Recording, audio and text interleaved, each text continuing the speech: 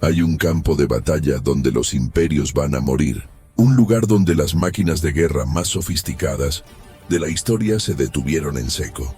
No contra muros de piedra o ejércitos de millones, sino contra algo más aterrador, un pueblo que simplemente se negó a arrodillarse.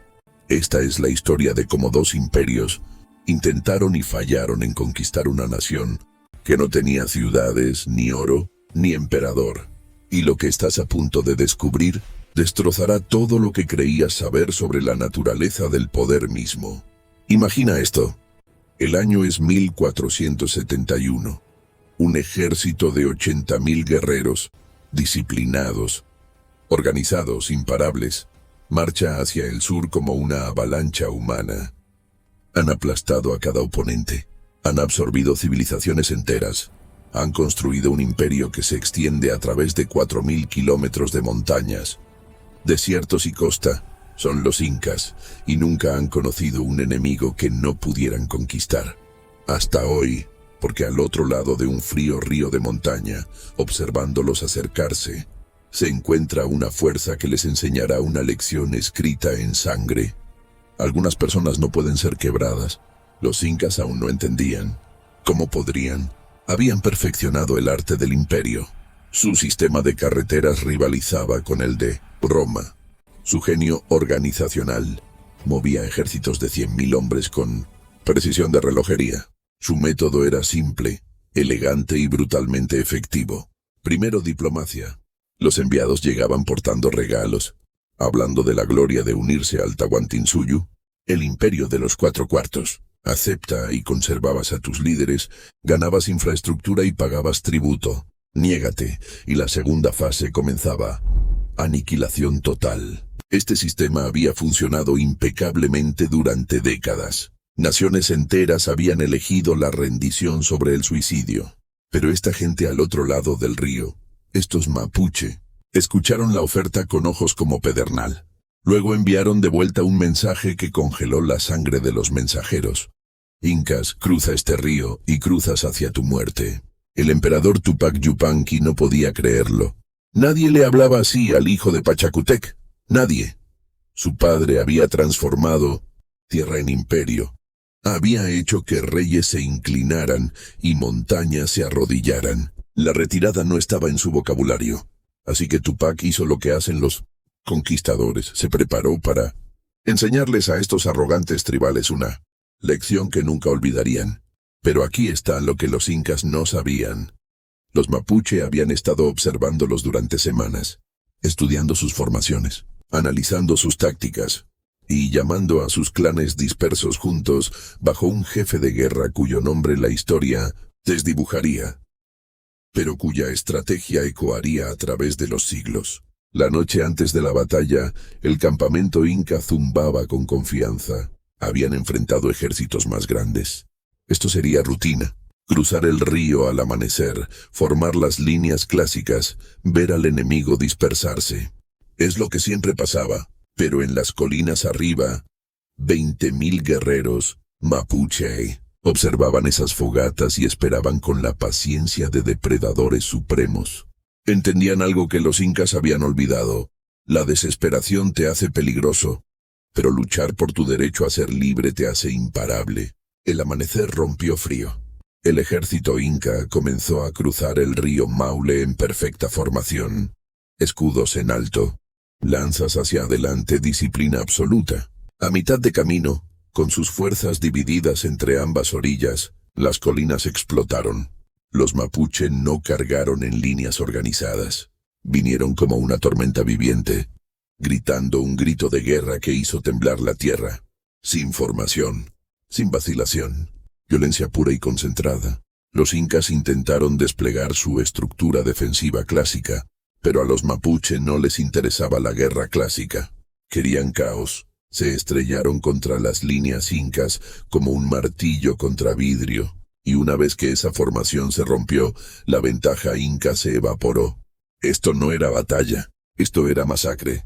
Los guerreros mapuche blandían garrotes de guerra de madera que aplastaban cráneos a través de cascos. Sus lanzas perforaban armadura acolchada como si fuera papel. Luchaban con una ferocidad que convertía a soldados profesionales en hombres aterrorizados, porque los incas luchaban por deber y tributo, pero los mapuche luchaban por su tierra, sus familias, su derecho absoluto a no responder ante ningún amo. Y entonces la trampa se cerró completamente. Una segunda fuerza mapuche golpeó a las tropas incas todavía en la orilla norte. Ahora el ejército imperial estaba dividido, rodeado, ahogándose en su propia sangre. El río Maule literalmente corrió rojo, no metafóricamente. Los cronistas más tarde escribirían sobre agua fluyendo carmesí durante horas. Desde su posición de comando, Tupac Yupanqui vio morir a su invencible ejército. Por primera vez en su carrera militar, entendió que estaba perdiendo no una escaramuza, sino una derrota completa y catastrófica. Tenía dos opciones: enviar refuerzos y perderlo todo, o retirarse y preservar lo que quedaba. La decisión sabía a veneno, pero la tomó. Las fuerzas incas sobrevivientes se retiraron en caos, perseguidas hasta el borde del río por guerreros mapuche que se detuvieron en el agua. No necesitaban cruzar. Su mensaje era claro como la luz del día. Esta es nuestra línea. Aquí es donde tu imperio termina. Las bajas fueron devastadoras. Miles de muertos, miles más quebrados. El imperio imparable había sido detenido en seco por gente que se suponía no debía ganar. Tupac envió palabra a Cusco por refuerzos e intentó entender qué había salido mal. Los incas habían conquistado a los chimú con sus fortalezas de adobe. Habían aplastado rebeliones de montaña. Habían absorbido culturas guerreras antes. Pero nunca esto. Nunca tal rechazo brutal y completo. Un año después, Tupac lo intentó de nuevo. Esta vez con planificación meticulosa. Campamentos defensivos, posiciones fortificadas. Sin sorpresas, sin errores. Pero los mapuche tenían una nueva estrategia también. En lugar de otra batalla campal, libraron una guerra de sombras. Ataques nocturnos a patrullas, emboscadas en líneas de suministro, ataques de golpear y correr que eliminaban 10 aquí, 20 allá, 50 en una trampa bien colocada. Conocían cada colina, cada bosque, cada camino oculto. Los incas estaban luchando a ciegas en territorio hostil, y los estaba comiendo vivos, no con batallas dramáticas, sino con la lenta acumulación de muerte y la acumulación aún más lenta de miedo. Los guerreros incas comenzaron a temer la oscuridad. Temían dejar el campamento, porque sabían que los mapuche estaban allá afuera, invisibles, esperando. Cuando Tupac marchó su ejército completo en territorio mapuche buscando un enfrentamiento decisivo, el enemigo simplemente se desvaneció en montañas y bosques. Cuando los incas exhaustos se retiraban, los mapuches se materializaban para masacrar rezagados y desaparecer de nuevo. Era guerra de guerrillas ejecutada con precisión quirúrgica y estaba destruyendo la moral más rápido que cualquier batalla podría hacerlo. Los meses sangraron uno en el otro. El imperio que conquistaba naciones en semanas no podía avanzar, más de unos pocos kilómetros. Luego llegaron noticias del norte, rebeliones, otros pueblos viendo a los poderosos incas atascados en el sur y pensando que tal vez esta era su oportunidad de libertad. Tupac enfrentó una elección imposible: permanecer obsesionado con conquistar a esta gente, inconquistable mientras su imperio se desmoronaba en otros lugares, o aceptar lo impensable, que los imperios tienen límites. La decisión fue contra todo lo que él creía, contra la ideología imperial, que decía que el Tahuantinsuyu estaba destinado a gobernar el mundo conocido. Pero los grandes comandantes saben cuándo retirarse para preservar lo que tienen. Tupac ordenó la retirada final. No huida en pánico, sino retirada organizada. Los incas cruzaron de vuelta al norte del Maule y construyeron fortificaciones en ese lado. El mensaje implícito quedó en el aire como humo. Nos detenemos aquí. Este es nuestro límite sur. No cruzaremos de nuevo. Pero tampoco cruzarás tú al norte. Los mapuche aceptaron esta frontera no por miedo, sino porque nunca habían querido territorio inca. Solo querían que los dejaran en paz. Y habían logrado algo que ningún otro pueblo sudamericano había conseguido. Habían detenido en seco al imperio más grande del continente. Pero Tupac no había terminado.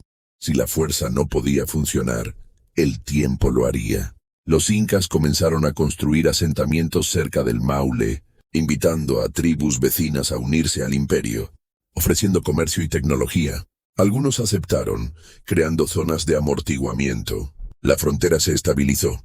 Tupac regresó a Cuzco, aplastó rebeliones del norte y expandió el imperio en otras direcciones. El Tahuantinsuyo siguió creciendo, pero el Maule permaneció, una cicatriz, un recordatorio de que incluso el imperio más grande tiene bordes que no puede cruzar. Pasaron los años. Tupac murió. Su hijo Huayna Cápac tomó el poder y expandió el imperio a su máxima extensión. Millones de personas, miles de kilómetros. Una maravilla de ingeniería de caminos, irrigación, fortalezas y templos. El ápice del poder inca. Y Huayna también miró hacia el sur. También se preguntó si él sería quien terminaría lo que su padre no pudo. Organizó una tercera campaña, la más grande hasta ahora. 50.000 guerreros, los mejores comandantes, logística superior. Esta vez, la victoria parecía segura. Pero Huayna era más inteligente que el orgullo. Había estudiado los fracasos de su padre. Sabía que las batallas campales favorecían a los mapuche. Así que trajo una nueva estrategia. Control territorial gradual a través de una red de fortalezas. Construir fortalezas de piedra a intervalos, guarnecerlas permanentemente, conectarlas con caminos, poblar tierras circundantes, con colonos leales trasplantados, desde el corazón del imperio. Era la estrategia de frontera romana, desarrollada independientemente al otro lado del mundo. En teoría era brillante. Las primeras fortalezas se levantaron sin oposición. Los incas establecieron posiciones al norte del Maule y lentamente se extendieron hacia el sur. Cultivaron tierras, trajeron familias, construyeron depósitos de suministros. Cada fortaleza declaraba permanencia. Pero los mapuche estaban observando y planeando. Algunos líderes argumentaron por ataques inmediatos antes de que los fuertes se consolidaran. Otros reconocieron que atacar posiciones fortificadas jugaba a las fortalezas incas, así que eligieron diferente. Dejar que los incas construyeran sus fuertes, luego aislarlos. La estrategia fue devastadoramente efectiva. Los mapuche no asaltaron fortalezas directamente. Atacaron todo lo demás. Caminos entre fuertes, caravanas de suministros, campos cultivados, grupos de trabajadores. Transformaron cada fortaleza en una isla rodeada de territorio hostil. Las guarniciones incas se encontraron atrapadas. Salir significaba emboscadas. Quedarse significaba inanición lenta. Las columnas de alivio luchaban para llegar a fuertes sitiados, solo para agregar más bocas hambrientas. Una por una, las fortalezas tuvieron que ser abandonadas. O peor, sus guarniciones fueron masacradas durante la retirada. Fue la segunda gran derrota de los incas en territorio mapuche, menos dramática que la primera, sin una sola batalla definitoria, pero quizás más humillante, porque probó que incluso con preparación, incluso con las mejores fortificaciones, e incluso con recursos aparentemente ilimitados, el imperio no podía sostener la ocupación de tierras mapuche. Y entonces algo extraordinario sucedió. Huayna Cápac hizo lo que ningún emperador inca había hecho antes. Llamó a los líderes mapuche a negociar, no como conquistador a conquistado, sino como iguales. Fue reconocimiento implícito de la realidad. Los mapuche no podían ser conquistados, no por la fuerza, no por fuertes, no por ninguna estrategia conocida. Las negociaciones ocurrieron en territorio neutral. Los jefes mapuche vinieron cautelosamente, desconfiados pero también cansados de la guerra constante. El acuerdo al que llegaron fue histórico. El Maule sería la frontera permanente. Los incas no intentarían cruzar de nuevo. Los mapuche no atacarían territorio imperial. Ocurriría comercio limitado, pero la independencia cultural permanecería absoluta. Los incas podían afirmar que simplemente habían decidido que el territorio del sur no valía la pena conquistar. Los mapuche podían afirmar que habían defendido exitosamente su tierra natal contra el imperio más poderoso de América. Ambas eran medias verdades que dejaban a ambos lados reclamar victoria. La verdad real era más simple. Los incas habían sido detenidos. Los mapuche habían preservado su libertad, y el Maule se erigía como la línea donde la expansión imperial murió. Huayna regresó a Cusco y nunca habló de conquistar el sur de nuevo. Se enfocó en consolidar el territorio existente, construyendo Quito como capital del norte. El tema mapuche se volvió tabú en la corte. Las canciones oficiales celebrando victorias incas nunca mencionaron el sur. Pero en los cuarteles los veteranos sabían. Existía un pueblo más allá del Maule que nunca había sido sometido. Un pueblo sin imperio pero con algo más valioso, una voluntad inquebrantable de permanecer libres. Entonces la historia se retorció de maneras que nadie podía predecir. Mientras incas y mapuche aprendían la coexistencia incómoda, algo estaba sucediendo al otro lado del océano. Un hombre llamado Colón había convencido a los monarcas españoles de financiar un viaje imposible. Ese viaje desataría consecuencias que ningún pueblo americano podía imaginar. Para 1532, los españoles habían conquistado el Caribe y destruido el imperio azteca. Habían oído rumores de otro imperio dorado al sur. Cuando Francisco Pizarro llegó a Perú con menos de 200 hombres, encontró a los incas desgarrados por una guerra civil entre los hermanos Huáscar y Atahualpa. A través de audacia y traición, Pizarro capturó a Atahualpa, aceptó un rescate imposible de oro y plata, luego lo ejecutó de todos modos. El Tahuantinsuyo colapsó más rápido de lo que nadie pensó posible. Sin liderazgo centralizado, los pueblos conquistados se rebelaron. Los españoles instalaron emperadores títeres. El imperio se destrozó.